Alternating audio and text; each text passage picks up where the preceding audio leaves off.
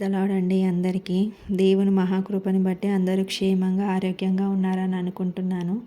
అయితే చాలా రోజులైంది నేను దేవుని మాటలు చెప్పి, కొన్ని ప్రతికూల పరిస్థితుల వల్ల నేను చెప్పలేకపోయాను. ఏదేమైనప్పటికీ దేవుడు నాకు ఇచ్చిన ఈ అవకాశాన్ని బట్టి దేవునికి ఎంతగానో కృతజ్ఞతాస్తుతులు చెల్లిస్తున్నాను. అయితే మనుషులుగా మనం ఎక్కువగా ఆలోచించేది భవిష్యత్తు గురించండి. అయితే ఏమి అవుతుందో, రేపు ఏ రోజు ఎలా ఉంటుందో అని చెప్పి చింతిస్తూ ఉంటాము. ఏమవుతుందో అని చెప్పి రేపటి గురించి అతిగా ఆలోచించడం వల్ల ఏమైనా లాభం ఉంటుందండి? మన హెల్త్ పాడైపోవడం తప్ప దానివల్ల వచ్చేదైతే ఏమీ ఉండదు. దేవుడు మనకిచ్చిన ఈరోజు ఇచ్చిన సంతోషాన్ని కూడా మనం అనుభవించలేమండి. రేపటి గురించి ఊకే అదే ఆలోచనలో ఉంటే రేపు ఎలా ఉంటుందో మనకు తెలియదు. తెలియనప్పుడు రేపటిని గురించి ఎలా ఉంటుందో మనకి తెలియనప్పుడు ఆలోచించడం ఎందుకండి? మనము మన సొంత ఆలోచనలతో ఆలోచించి భయపడడం వల్ల మనకి నష్టమే తప్ప దానివల్ల మన పరిస్థితులను కూడా మనం మార్చలేము. ఇంకా మనం ఎలాగైతే భయపడతామో ఇంకా అలాగనే మన పరిస్థితులు అవుతాయండి. అయితే జాగ్రత్త పడడంలో తప్పు లేదు, కానీ మరీ ఎక్కువగా ఆలోచిస్తుంటారు కొందరు. ఎట్లా అంటే ఏదైనా పరిస్థితి గురించి వాళ్ళకి తెలిసింది అని అంటే రేపు ఏమవుతుంది అని చెప్పి మరీ ఎక్కువగా ఆలోచిస్తుంటారు.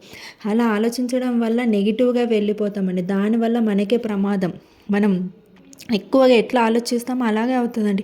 భవిష్యత్తులో దేవుని బిడ్డలుగా మనకి రేపటిని గురించి తెలియకుండా రేపటిని గురించి ఆలోచించడం దేవునికి కూడా అసహ్యించుకుంటాడండి.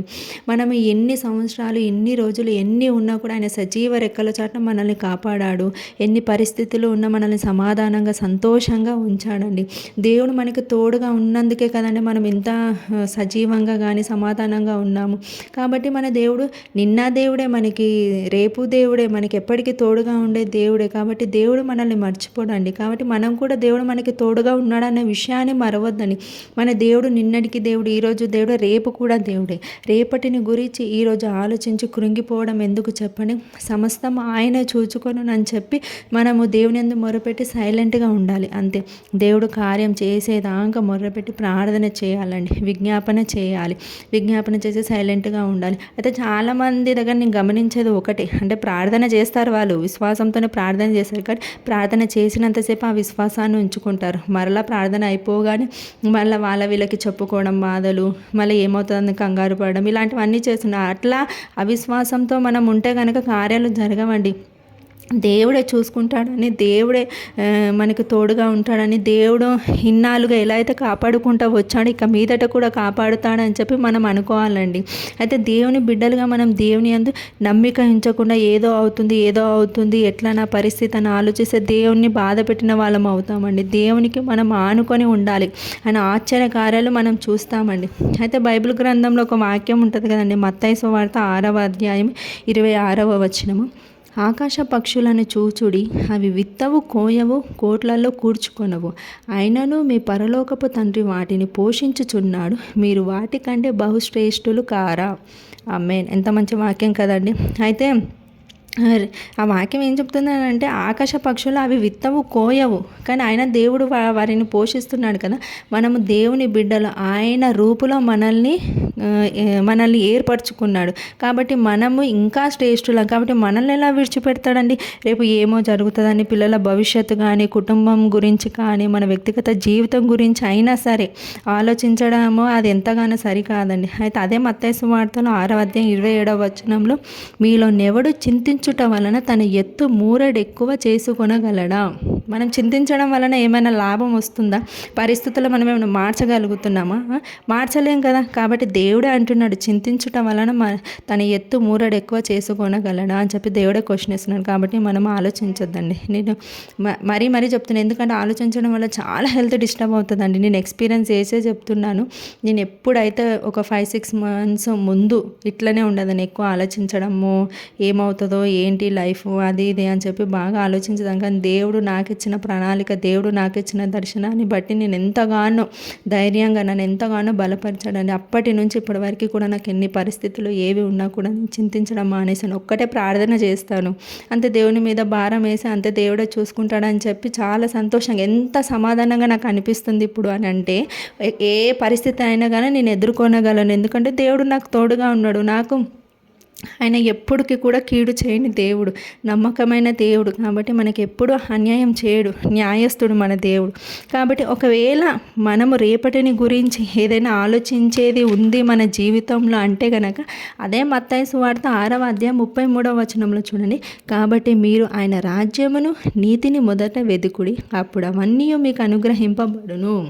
అయితే ఒకవేళ మనము ఏదైనా ఆలోచించేది ఉంది ఈ భూమి మీద అని అంటే కనుక ఆయన రాజ్యం గురించి ఆలోచించాలి, నీతి గురించి ఆలోచించాలి. అయితే ఆత్మరక్షణ గురించి ఎలా ఉండాలని చెప్పి ఆలోచించాలి. రేపటి గురించి మనం ఆలోచించాల్సింది నిత్య జీవంలో దేవుడు ఇచ్చే బహుమానం గురించి ఆలోచించాలండి. మనం నిత్య జీవం గురించి ఆలోచించి జాగ్రత్తగా పడాలి. మనం ఏమైనా తెలిసి తెలియక ఏమైనా పాపాలు చేస్తే వాటిని గురించి దేవుని యందు మోకరించి ప్రార్థించాలండి. ఒప్పుకొని విడిచిపెట్టాలి, క్షమించమని అడగాలి. మరలా ఎప్పటికీ కూడా ఆ పాపాల జోలికి వెళ్ళమని దేవుని యందు పశ్చాత్తాపం చెంది ప్రార్థన చేసుకోవాలి. ఉదయం సాయంత్రం దేవుని సన్నిధిలో మోకరించి ప్రార్థించి ఏ తప్పు లేకుండా ఫ్రెష్గా ఉండాలండి, జాగ్రత్త పడాలి. అంతే, దేవుడు అన్నీ చూసుకుంటాడండి. మనము ఇంకా ఆయన భుజాల మీద భారం వేసి మనం ప్రశాంతంగా ఉండడం తప్ప ఇంకా చేసేది ఏమీ లేదు. ఈరోజు మనం దేవుని నిమిత్తము నశించిపోతున్న ఆత్మల విషయమైన ఆత్మల నిమిత్తం ప్రయాసపడితే రేపుడు మనకి నిత్య రాజ్యంలో నిత్య బహుమానం ఉంటుందండి. దేవుడు ఖచ్చితంగా మనకి బహుమానం ఇస్తాడు. అయితే పరిస్థితులను బట్టి ఎవరు కురింగిపోవద్దనండి. ఎందుకంటే మనల్ని ఆదరించేవాడు మన తండ్రియే. కాబట్టి ఎన్నడూ మనల్ని విడిచిపెట్టిపోడు. మీరు ఏదో అవుతుందని చెప్పి అస్సలు బాధపడాల్సిన అవసరం లేదు, కురింగిపోవాల్సిన అవసరం లేదు. ఒక్కసారి మీకు ఎలాంటి పరిస్థితులు మీకు బాధ అనిపిస్తున్నా, లేకపోతే పరిస్థితులు ఏవి మీకు ప్రతికూలంగా లేవి, ఇబ్బందికరంగా ఉన్నాయనంటే కనుక నేను ఒకటి చెప్తున్నాను, ప్రార్థన చేసుకోండి. ఒకవేళ ప్రార్థన చేస్తున్నా ఏదో కలవరంగా ఉందని అంటే ప్రార్థన చేయకండి. అలాంటి టైంలో దేవుని స్తుతించండి, పాటలు పాడుకోండి, కొద్దిసేపు బైబిల్ చదువుకోండి, కొన్ని దేవుని మాటలు వినండి. అన్నిటికంటే ముఖ్యంగా మీరు స్తుతించండి, దేవుని ఆరాధించండి. ఎంత ప్రశాంతంగా అనిపిస్తుంది అని అంటే అంత ప్రశాంతంగా అనిపిస్తుంది. నేనైతే అదే చేస్తాను. ఒక్కొక్కసారి ప్రార్థన చేసినా కూడా కొంచెం భయంగా అనిపిస్తే కనుక నేను కంటిన్యూ ఒక 2-3 అవర్స్ పాటలు విన్న రోజులు కూడా ఉన్నాయండి. ఎందుకనంటే నా పనులన్నీ పక్కన పెట్టి పాటలే వింటాను. నాకు ఎంత మంచిగా అనిపిస్తుంది అంటే అంత ప్రశాంతంగా అనిపిస్తుంది. ఆ తర్వాత నాకు ఏ పనులున్నా కూడా నేను పనులు చేసుకోగలుగుతాను. కాబట్టి మీరందరూ కూడా భయపడకండి. మీ పరిస్థితులను బట్టి మీరు ప్రార్థన చేసుకొని, ప్రార్థన చేయలేని సమయంలో లేకపోతే ఏదైనా బాధ ఇంకా అనిపిస్తున్న దేవుని ఆరాధించండి, స్తుతించండి. మీకు మేలు ఖచ్చితంగా జరుగుతుంది. మీ పరిస్థితులన్నీ కూడా మార్చబడతాయండి. నన్నాదరించువాడ నీకే వందనం, మమ్మాదుకొనువాడ నీకే వందనం, మమ్మాదరించువాడ నీకే వందనం, నన్నాదుకొనువాడ నీకే వందనం. వందనం వందనం యేసు నీకే వందనం. అంకితం అంకితం నీ కొరకే నా జీవితం.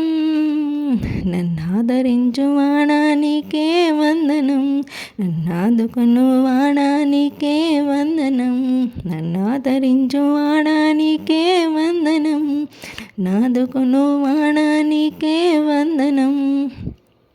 ఈ మాటలను బట్టి దేవునికి మహిమ కలుగును గాక. ఆమేన్.